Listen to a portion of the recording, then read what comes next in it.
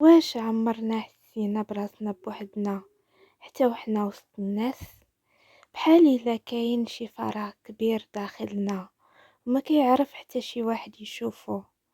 اليوم غادي نهضروا على هاد الإحساس اللي كيعيشوه بزاف ديال الناس وساكتين عليه. مرحبا بكم في قناة كلمة لقلبك.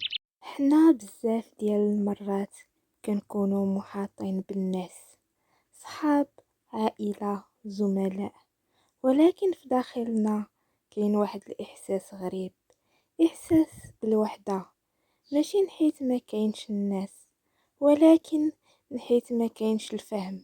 حنا ما كنحتاجوش غير شي واحد يكون حدانا، كنحتاجو شي واحد يفهمنا، يسمع لينا ويحس بينا بلا ما نشرحو بزاف. وهاد الإحساس كيخلع نحيت كنوليو نحسو براسنا بحال إلا حنا مختلفين، بحال إلا حنا بوحدنا اللي كنعيشو هاد الإحساس. ولكن الحقيقة راه بزاف منا كندوزو من نفس الإحساس، كنضحكو، كنهضرو، كنبانو عاديين، ولكن في داخلنا كاين صمت كبير. علاش كنوصلو لهاد الحالة؟ نحيت حنا تعودنا نخبعو مشاعرنا، نقولو انا بخير وحنا ماشي بخير، كنضحكو باش ما يبانش الالم وصافي. ومع الوقت كنبعدو حتى على راسنا وكنوليو ما فاهمينش حتى حنا شني كنحسو ولا اشني بغينا او علاش دايرين هكا. والوحدة ماشي ديما كتعني اننا بوحدنا، الوحدة الحقيقية هي ملي كنكونو ما فاهمينش. ولكن واش الحل هو نبقاو ساكتين ولا نحبسو نحسو؟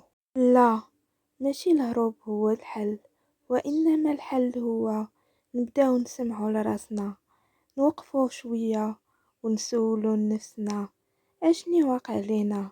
حنا محتاجين نعطيو قيمة لمشاعرنا، حيت حتى الإحساس بالوحدة عنده سبب.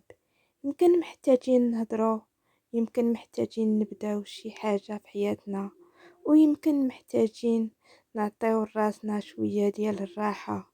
والمهم نقولوا لراسنا واحد الحاجة، راه ماشي غير حنا اللي كنحسو هكذا، كاينين بزاف ديال الناس كيدوزو من نفس الطريق، وهاد الشي عادي.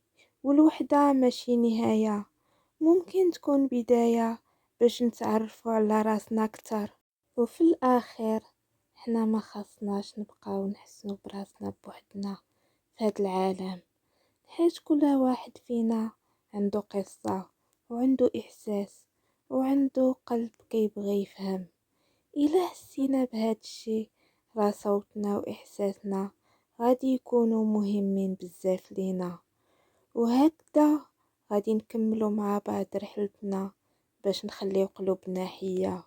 وما تنساوش تدعموني بالاشتراك في القناة وتفعيل زر الجرس باش يوصلكم كل جديد، وديروا لايك للفيديو باش يوصل لأكبر عدد ممكن من الناس اللي محتاجين يسمعوا هاد الكلام.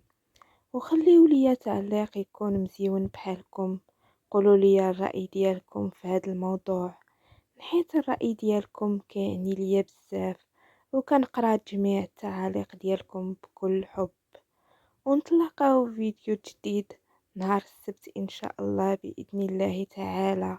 يلا تهلاو لي فراسكم، بسلام عليكم، وفي رعاية الله تعالى وحفظه.